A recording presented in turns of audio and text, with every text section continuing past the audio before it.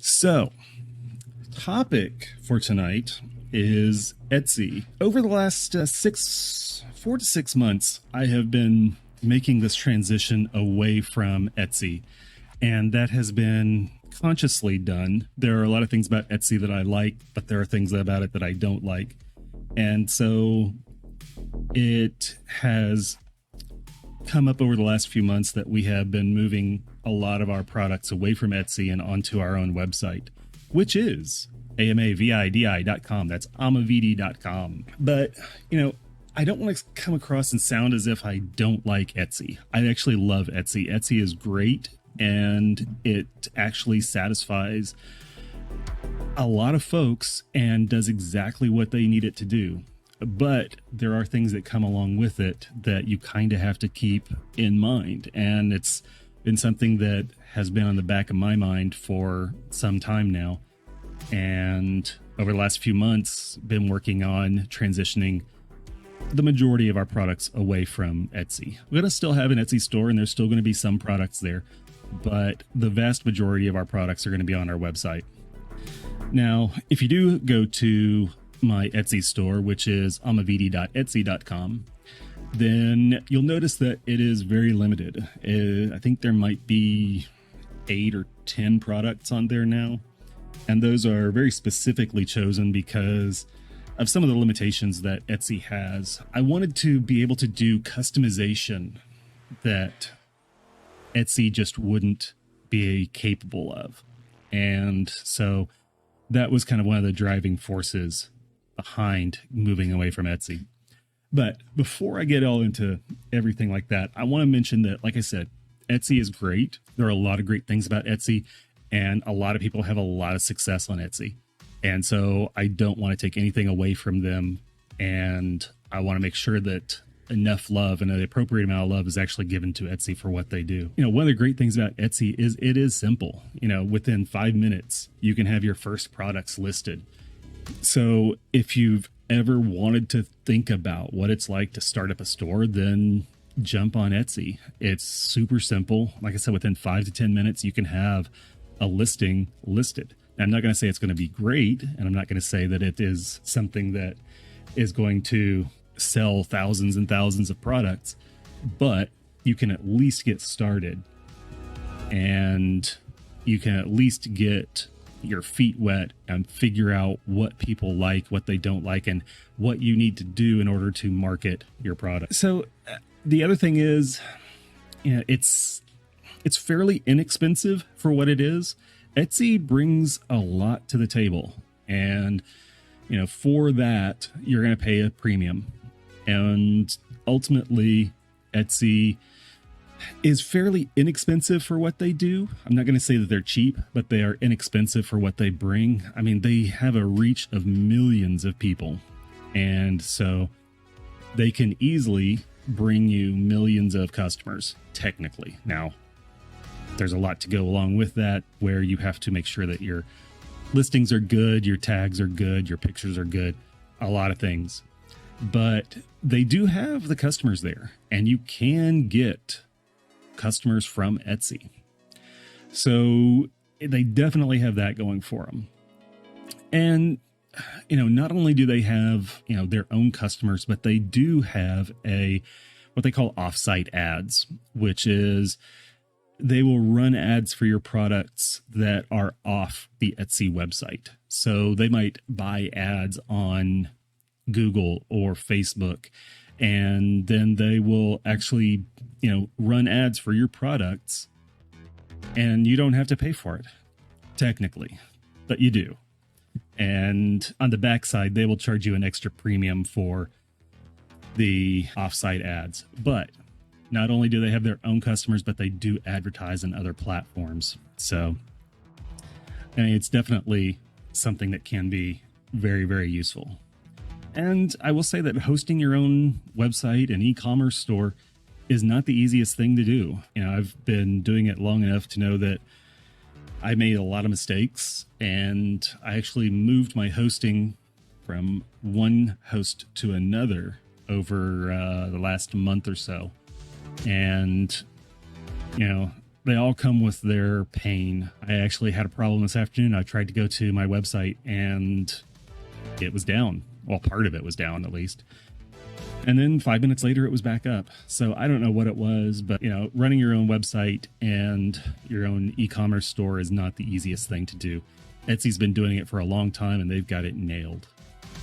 So those are kind of the highlights in terms of, the great things about Etsy. All right, now I want to get into some of the problems that Etsy carries along with it. Now, these are kind of like, everything that I just listed. This is kind of the flip side of each one of those. Etsy is not as cheap as it could be. Now, if you're running your own website, then you can actually eliminate a lot of the fees that Etsy charges. Etsy is going to charge you a listing fee, and then they're going to take a percentage of the sale on top of all of the transaction fees and everything else. So, remember I mentioned the offsite ads. They're going to charge you 15% for any sales that happen from offsite ads. So you're going to pay, your listing fee, and then you're going to pay 15% for the offsite ad, and then you're going to pay another 5% to Etsy as their cut, and then you're going to pay another 3% to the credit card processor.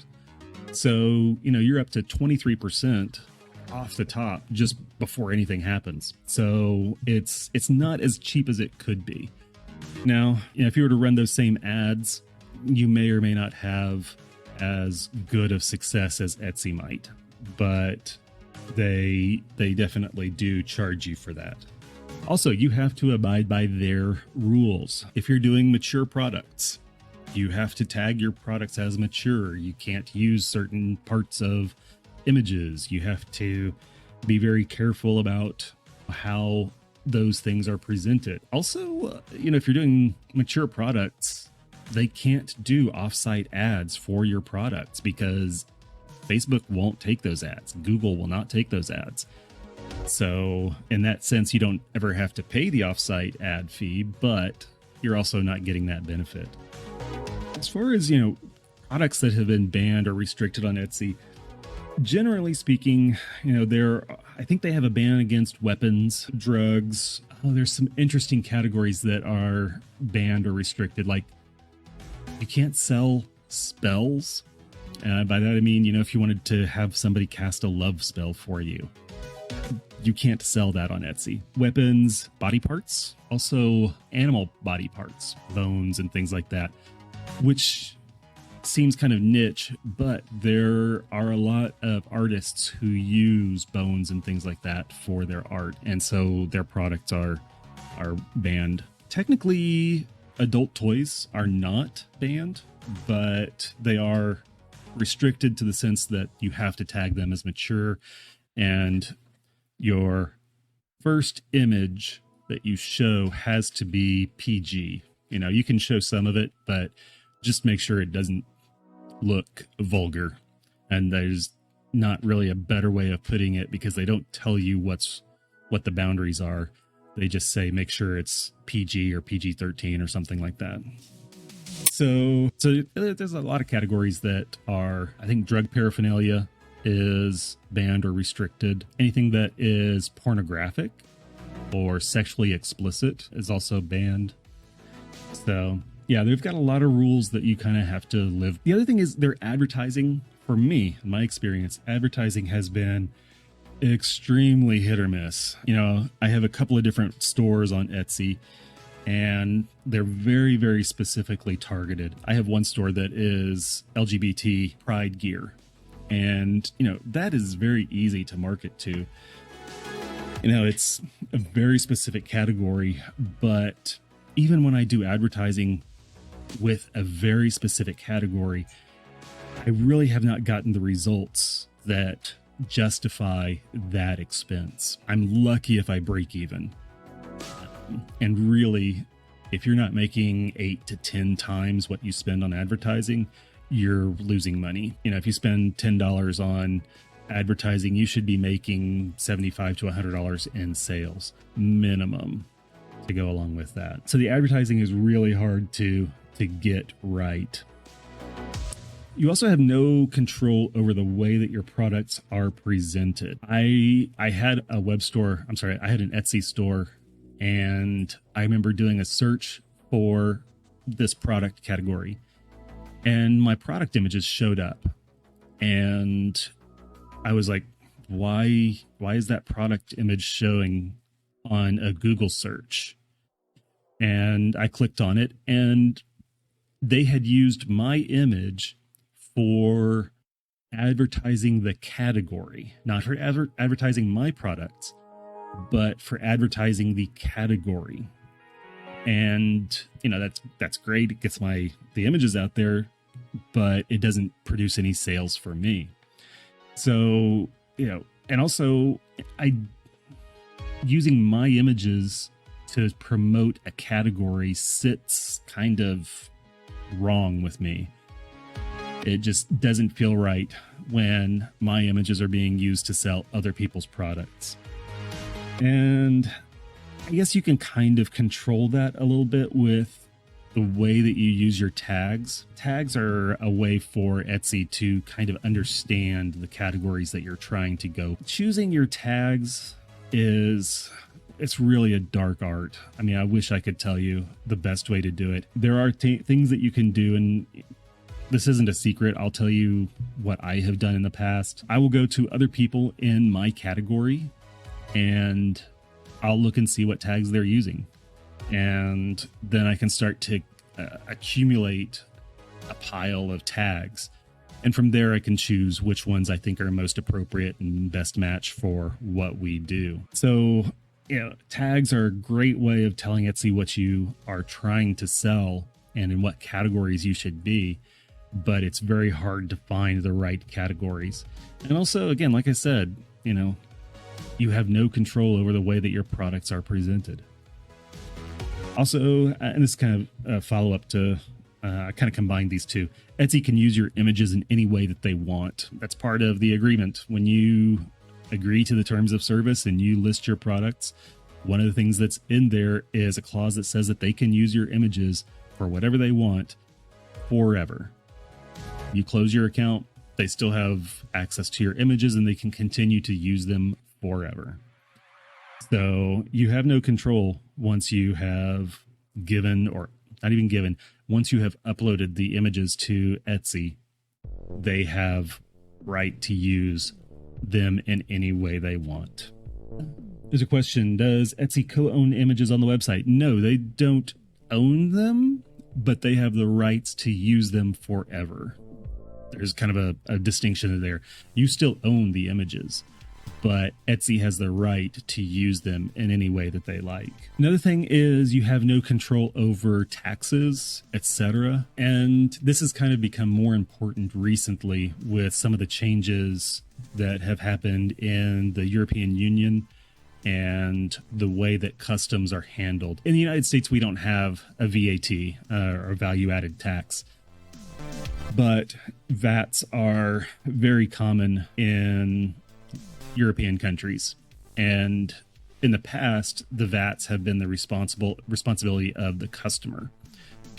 Well, the EU has changed their regulations on customs, and now the shipper is responsible for paying the VAT on that.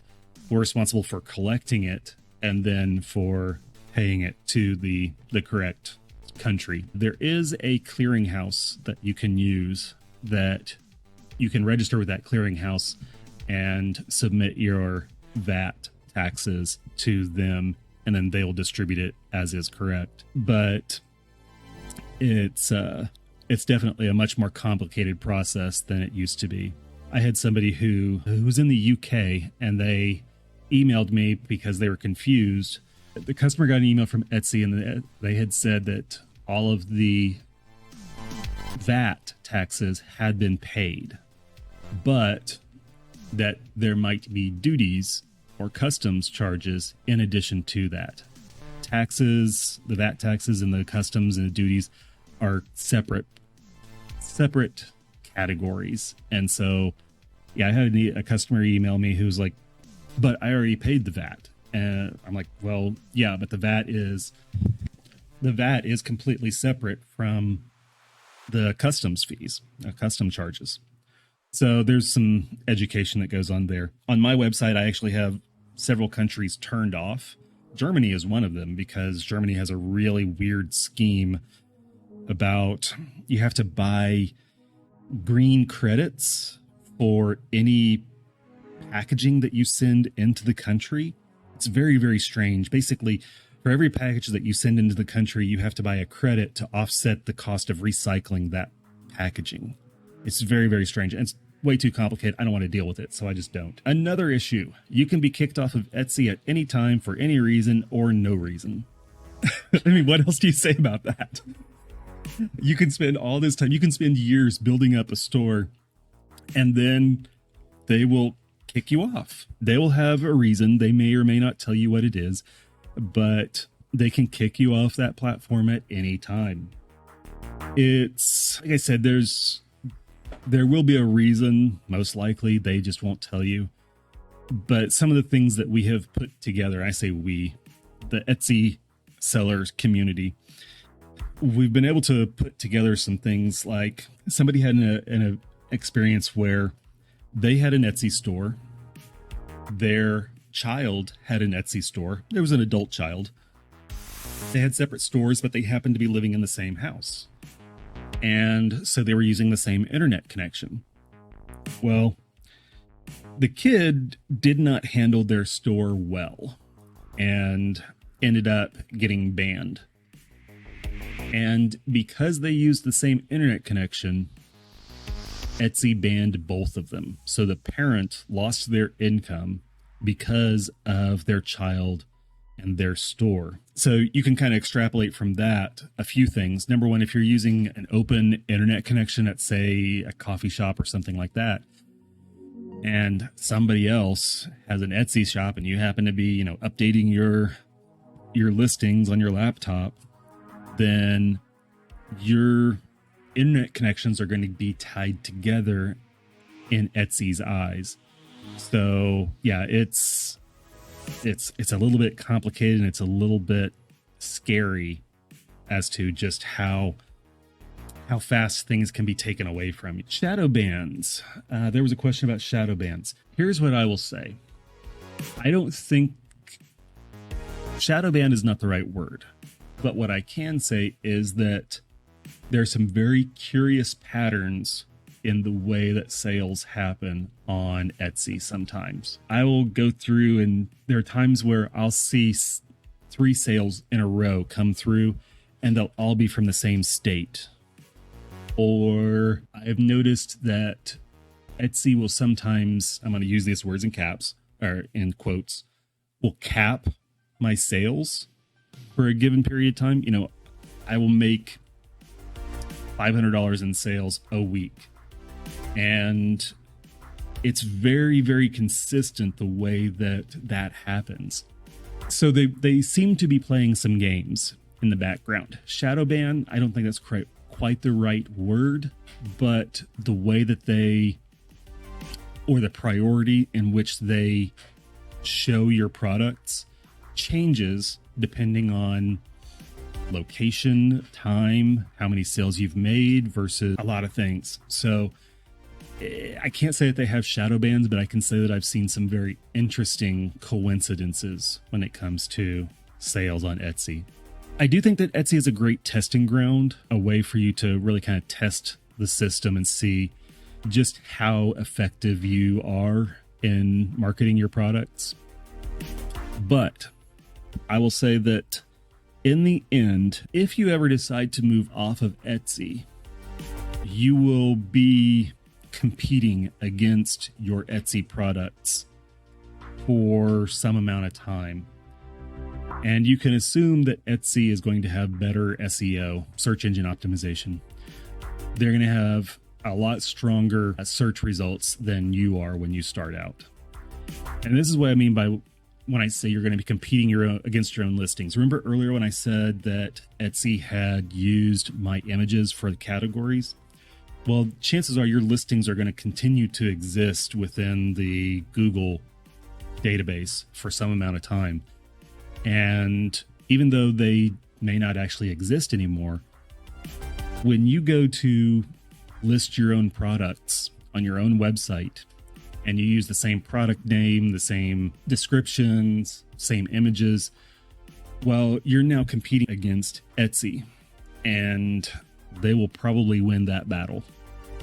So there's going to be a transition period where you're going to have a hard time competing against the search results that Etsy can bring.